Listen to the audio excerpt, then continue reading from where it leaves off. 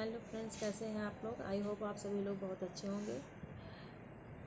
Friends, मैं महिलाओं के बारे में, आपके घर की बेटियों के बारे में एक बात करने जा रही हूँ। फ्रेंड्स, बेटी हर घर में है, अपनी बेटी सबको प्यारी है, पर लोगों को ये क्यों नहीं समझ में आ रहा कि बहुओं के साथ अत्याचार क्यों। आपकी बेटी किसी और की बहू है और किसी और की बेटी आपकी बहू है, यानी बेटी के बदले आपने बेटी ली है और बेटी के बदले बेटी दी है। सिर्फ नाम बदले गए हैं, बेटियां बदली नहीं गई हैं। तो आखिर बहुओं के साथ अत्याचार क्यों। अपनी बेटी पर जब पड़ता आपको बहुत दुख होता है, आपको बहुत रोना आता है। ठीक, वही अत्याचार आप दूसरे की बेटियों के साथ कर रहे हैं। अभी हाल फिलहाल में जो नोएडा ग्वालियर दिशा का केस हुआ है, आप सब लोग देख रहे होंगे। ये तो 2-3 केस हैं जो हम लोग सामने आ रहे हैं। आज से नहीं, सदियों से ये प्रथा, दहेज प्रथा चली आ रही है। इस पर हम लोग सरकार कोई सख्त एक्शन नहीं ले रही। बस दहेज ना ले, दहेज ना दे, बस ऐसा ही हो रहा। बल्कि बड़े बड़े जो ऊपर पद पे बैठे लोग, उनके घर में भी दहेज बराबर चल रहा है। और ऐसे दहेज के पीछे ना जाने कितनी ही लड़कियां मारी जा रही हैं। उन जो ये सब कर रहे हैं, चुल्लू भर पानी में जाके डूब मरो। हाँ, आज नहीं तुमको कल भुगतना पड़ेगा। किसी की बेटियों के साथ गलत मत करो। ठीक है, आप नहीं कर सकते, अच्छा तो उसे उसके घर भेज दो। और घर वालों से भी मैं यही कहूँगी कि ये शादी करते समय बेटी को ये मत बताइए कि बेटी आज से वो तुम्हारा घर है।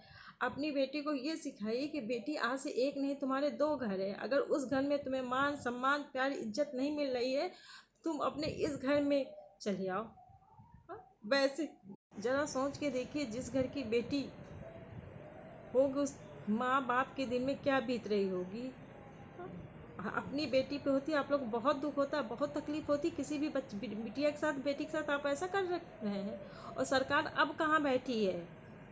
हिंदू मुस्लिम दुनिया देख रही है और बेटियों के प्रति नारी शक्ति कहाँ गई नारी शक्ति। ऐसे ससुराल वालों को तो एनकाउंटर कर देना चाहिए, जिंदा जला देना चाहिए। शर्म करो कुछ लोग।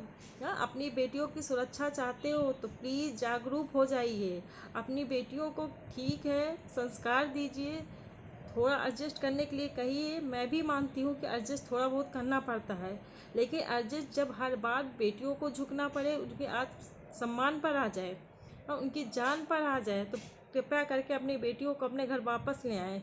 उनको दहेज देने के बदले पढ़ना लिखना और अपने पैरों पर खड़ा होना सिखाएं। आप सभी से बहुत मेरी गुजारिश है। आज किसी और की बेटी है, कल आपकी बेटी होगी।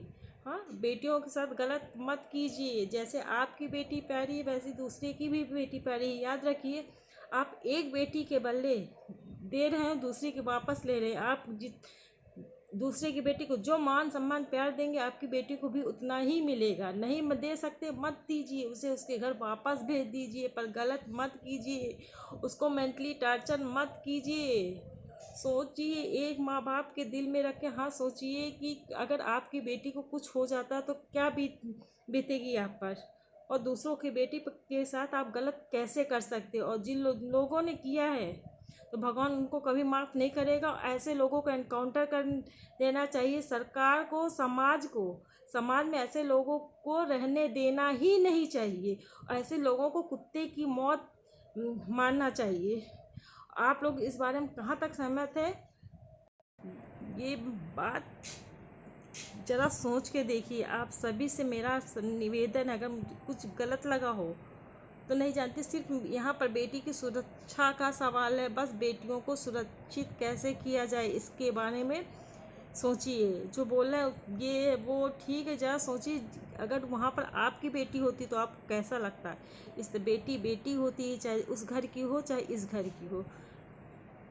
सभी से हाथ जोड़ के है, आप ये सोच के लाओ, बेटी नहीं बहू ला रहे हो और अपनी बेटी ही दे रहे हो, यानी वो बेटी के रूप में आपके घर आ रही है। ठीक है, आप उसका हक है, आपका भी हक है। प्यार से रहिए, लड़िए भिड़िए, लेकिन उसके साथ उसको मेंटली टॉर्चर मत होने दीजिए कि कोई वो गलत कदम उठा ले, और ना ही उसके साथ गलत कीजिए।